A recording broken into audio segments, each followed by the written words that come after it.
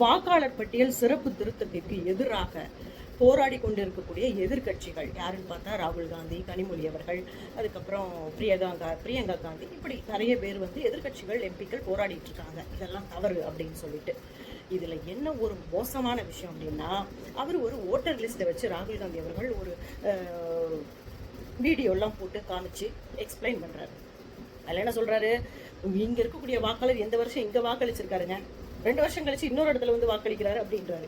அங்கேயும் ஓட்டு போட்டு ஒரே நேரத்தில் இங்கேயும் ஓட்டு போட்டாதான் தவறு. ஆனா அங்கிருந்து டிரான்ஸ்ஃபர் வாங்கிட்டு இங்க தன்னுடைய ஓட்டை அட்ரஸ் மாத்தி அந்த கான்ஸ்டியன்ஸ்ல அப்டேட் பண்ணி ஓட்டு போட்டா என்னையா தவறு? இதுவே மோசம். இதை பார்க்கவே சிரிப்பா இருக்கு. இதை விட இன்னொரு மோசம் என்னன்னா, இவர்களுக்கு ஆதரவாக நம்ம தமிழகத்திலிருந்து ஒரு முதல் குரல் எழுப்பி இருக்கு. அது யாருன்னு பார்த்தா நம்ம டிவிகே விஜய் அவர்கள் தான். அவர் என்ன சொல்றாரு, ஜனநாயகத்தின் ஆணி வேறான தேர்தலை யாரும் பாதிக்காத வகையில நடத்தப்படணும் அப்படின்னு சொல்லியிருக்காரு. ஒவ்வொரு தேர்தலையும் அந்தந்த கட்சியை சார்ந்த பூத் லெவல் ஏஜென்ட்னு ஒருத்தங்க இருப்பாங்க.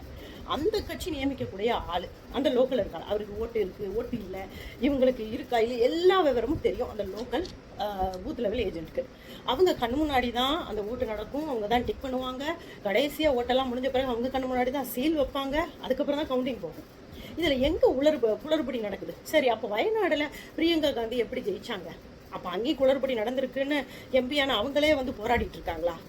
இதுக்கு இங்கேருந்து இப்படி ஒரு குரல் போகலாமா? கொஞ்சம் கூட புரிதல் அவங்களுக்கு தான் இல்லை அப்படின்னா, ஐயா விஜய் அவர்களே, உங்களுக்குமா புரிதல் இல்லை?